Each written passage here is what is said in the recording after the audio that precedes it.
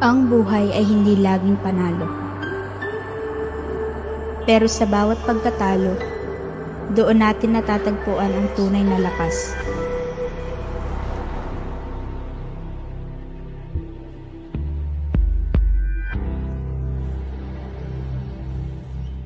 Dahil sa likod ng bawat hamon, may bagong kinabukasan na naghihintay. Ang mahalaga, hindi mo tinalikuran ang laban. Sapagkat ang tunay na tagumpay ay hindi lang nasusukat sa panalo, kundi sa tapang mong harapin ang bukas.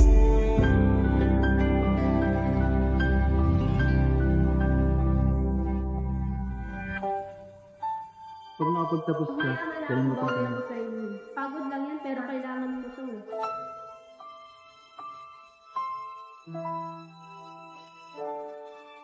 Ito ang bagong simula.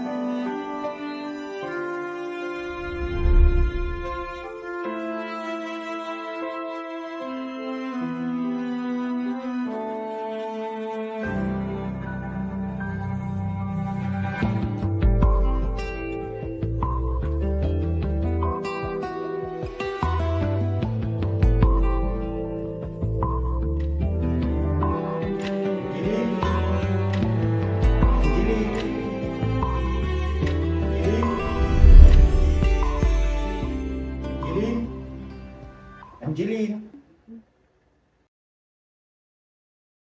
Dana agad! Kumain ka muna bago pumasok. Sige po, Tay.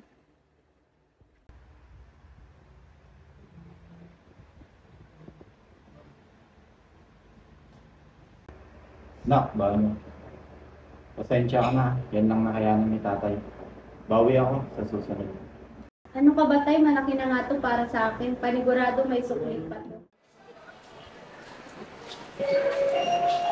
Uy, pre, kasali ako sa din lister. Uy, okay, uy.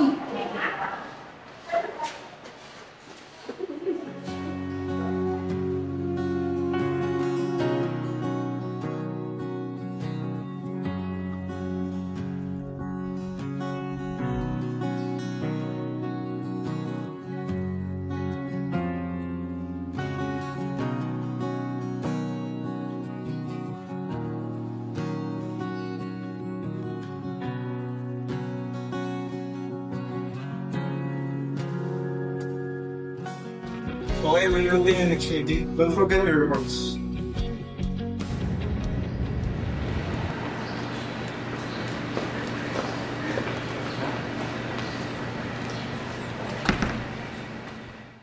Jen, sama mo mamaya. Kain tayo. Treat ka. Oh, break time dito bago mag-pesa thesis. Pas muna, may duty pa sa office eh.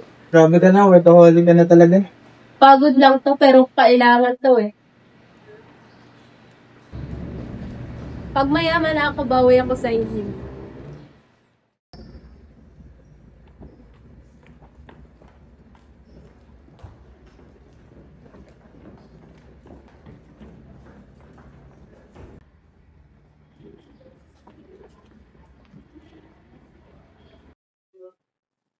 Angeline, pusin mo lang yung mga course na yun, ha? Pasensya na, parang mo na dyan. Opo, sir.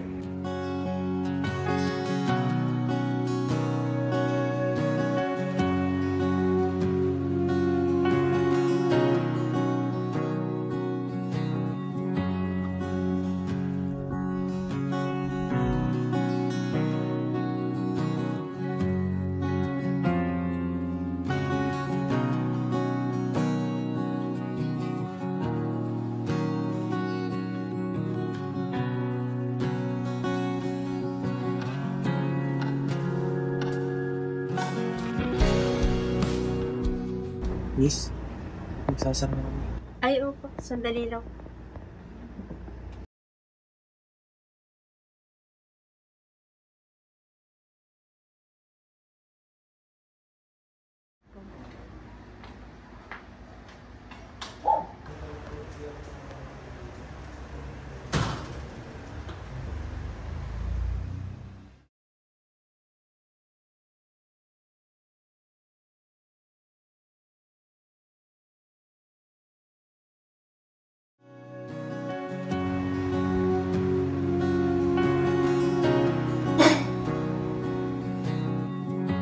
Ramdam ko pa rin ang pagod ni tatay.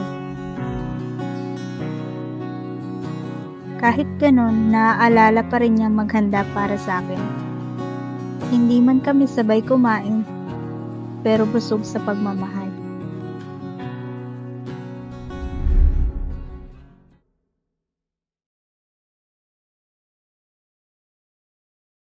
Angeline, birthday mo pala ngayon, di ba? Opo. Happy birthday. Magpahinga ka mamaya, ha?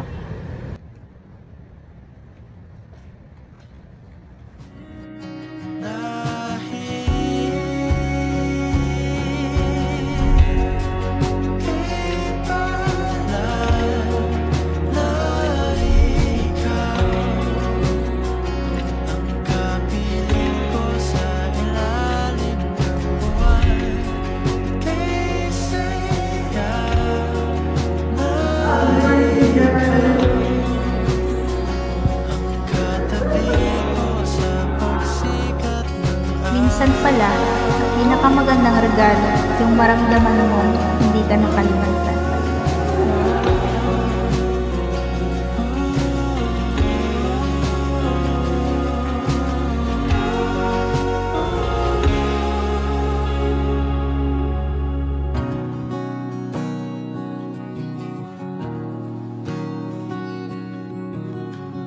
Pag nakapagtapos ka, dali mo itong panya. Simbolo yan ang pinaghirapan natin mga kapatid. Salamat, Steve. Promise, ingatan ko.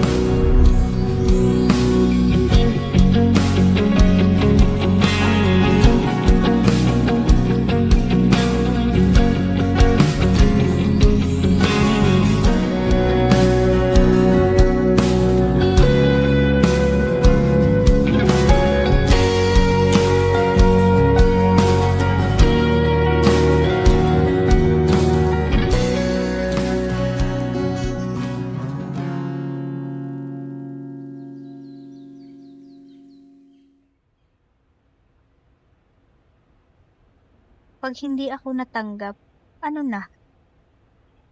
Pero kung titigil ako, sayang lahat ng pinagdaanan.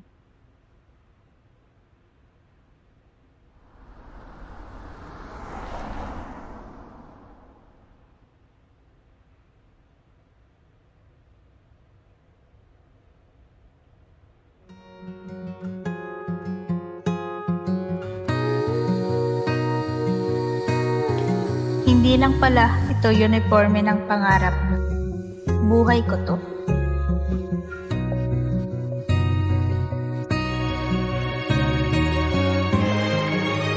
Ako si Angeline. Ito ang kwento ko.